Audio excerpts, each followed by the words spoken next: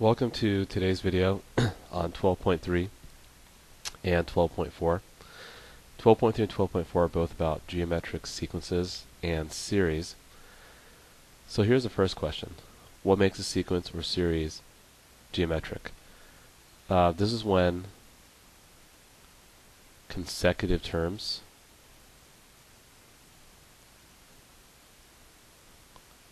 are in a constant, and I emphasize this next word, ratio. So for example, if I had 3, 6, 12, 24, 48, and so forth, you're multiplying each term by 2. Whereas before we either added or subtracted by the same number, now we're multiplying or dividing by the same number. And also notice how the second term, first term have ratio 2, third and second term ratio 2, fourth and third term ratio 2, fifth and fourth term have ratio 2. So it's always a common ratio. The forms that are associated with geometric sequences in series. Now I could derive these for you, but I think I'll just tell you what they are straight up. A sub n equals a sub 1 times r to the n minus 1. Again, a1 is the first term, n is the nth term, but whatever term you're looking for. R is the common ratio.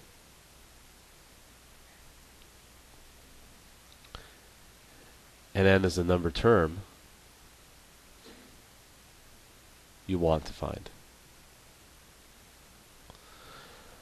So this you can use to find any term. It's kind of like writing the rule. To find the sum, that form is a little bit wacky. So for a geometric series, you'd use this.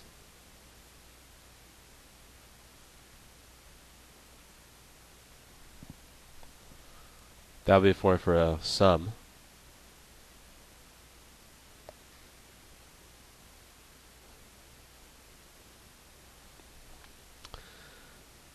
And if R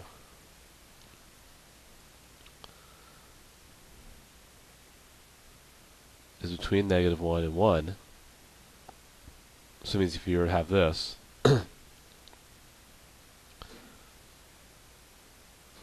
S sub infinity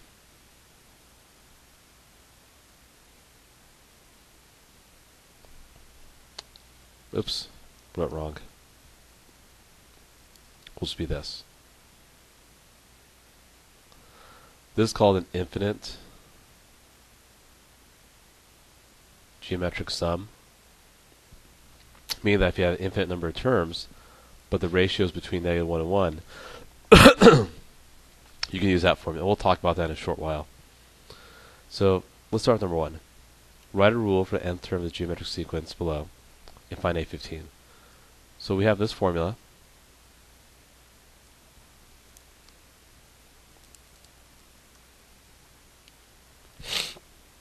Clearly A1 is 4. And if you think about R, has to be 5. Because 4 times 5 gets you 20, 20 times 5 gets you 100, 100 times 5 gets you 500, and so forth. So the rule is very simple.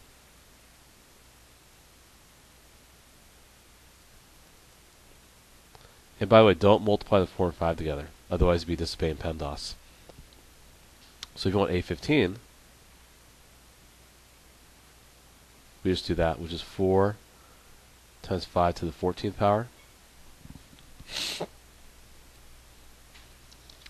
And if I work that out, that winds up becoming, okay, I don't know why I asked for the 15th term. That's kind of ridiculous. But let me get my calculator out.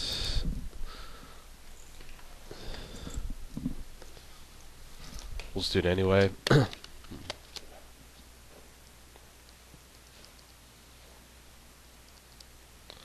So you should get 2.44 times 10 to the 10 power.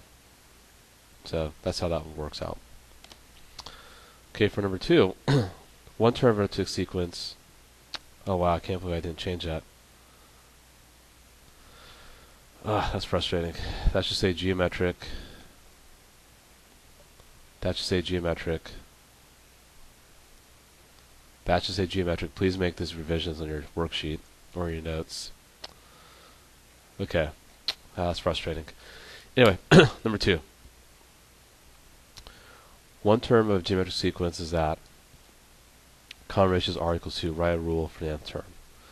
So again, an equals a1 times r10 minus 1. So a4 equals a1 times 2 to the 4 minus 1 power. a4 equals 12. Sorry, so a4 is 12, so 12 equals a1 times 2 cubed. 8 times a1 is 12.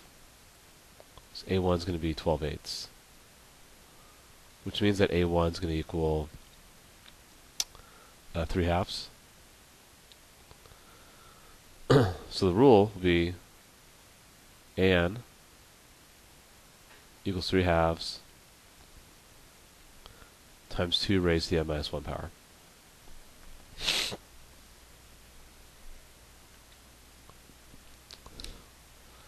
For example 3, a3 equals negative 48, a6 equals 3072. Now if we think about it, a6 divided by a3 has to equal r cubed.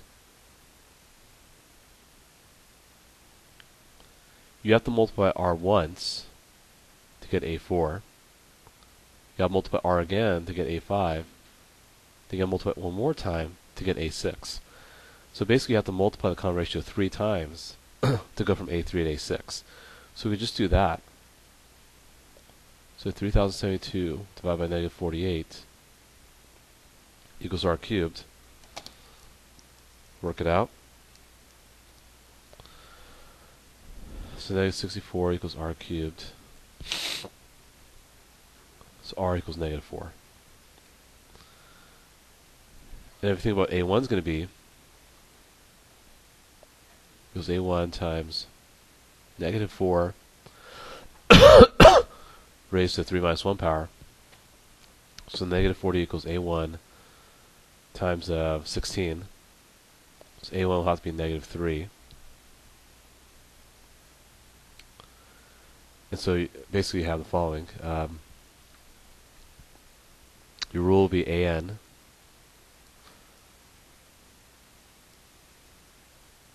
equals negative 3 times negative 4 raised to n minus 1 power.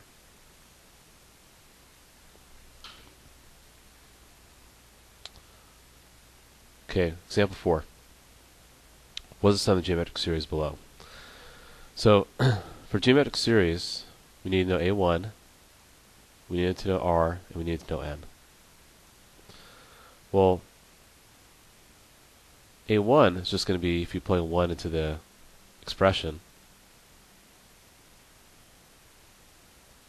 which is 4. R should be pretty obvious. It's just going to be 4. That's because a2, I'm sorry, r is going to equal 3. My apologies. Because if you do calculate a2, you get 4 times 3 to the 1 power, which is 12. So basically go from here to here, we had to multiply by 3. So r equals 3, a1 equals 4, and because we want to calculate 16 terms, n is going to equal 16. Because we're going from 1 to 16. So S16 is going to equal 4 times 1 minus 3 raised to the 16th power over 1 minus 3. If you work it all out, you should get 86,093,440. You might want to pause the video and work it out in your calculator so you see if you get the same answer. And right now Alec Bradford has just walked in the classroom. Alec, you want to say hi? Hello. How's it going, everyone? So I'll be quizzing on that in the Google Docs form. So let's try another one. Number 5. So we see the same thing, but there's a couple major differences. First of all, that's different. And Danny Cody just walked into the room. Danny, you want to say hi? Also, we see that we're going to have an infinite number of terms. All right. Danny and Alec really enjoy this. So it's a little strange. So instead of actually using this formula up here, the normal SN formula, we're going to use the infinite geometric sum. Simply because we have an infinite number of terms and the ratio is between -1 and 1.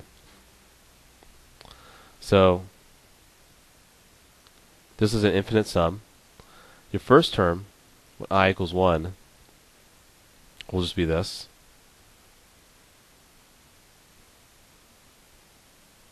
So you just get 4. The ratio is always going to be that, 0.5. Because if you calculate I equals 2,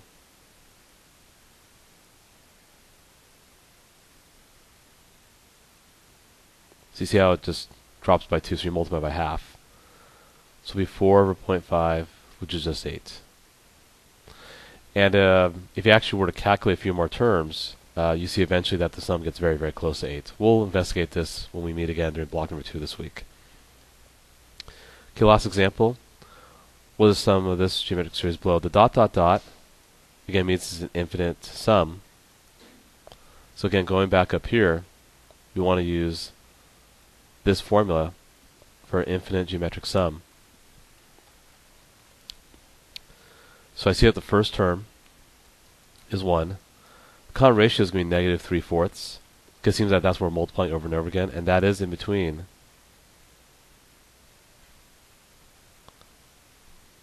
-1 and 1. So the sum will be 1 over 1 minus -3/4. Be 1 over 7/4. So actually just going to be 4/7 if you were to work it out. And let me just double check the answer, because I got this from an example in the book. Yeah, it's page 821, example 2, part P. So it is 4/7. So some of this is a little tricky, obviously very brand new, but if you have to rewatch a video or kind of pause and think about it, that might be a good idea. And that's the bell signifying the end of lunch, so I need to stop the video. So I'll see you guys later. Goodbye.